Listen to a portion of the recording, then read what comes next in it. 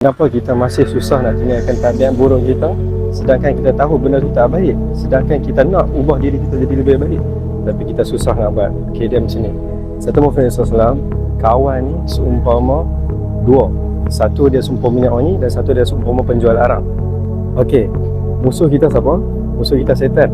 Secara tak langsung kita duk berkawan dengan setan dengan melakukan benda-benda yang kecil kita perasan. Ingat dia, benda-benda yang biasa.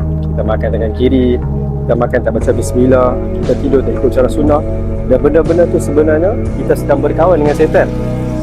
Kalau kita tak perasan, kita masuk tandas ikut suka hati kita, masuk kaki kanan. Jadi kawan tu macam mana? Kawan yang baik dia macam minyak wangi.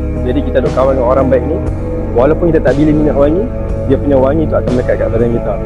Lepas tu kawan yang buruk macam penjual arang, walaupun kita tak beli arang dengan dia, kesan haba arang tu akan melekat kat kita, bau arang tu akan melekat kat kita.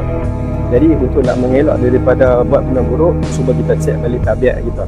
Kita cuba ubah slow-slow untuk jadi lebih baik, dan kita cuba amalkan sunnah kehidupan Nabi SAW dan kehidupan kita. InsyaAllah kita akan berjaya dunia dan akhirat.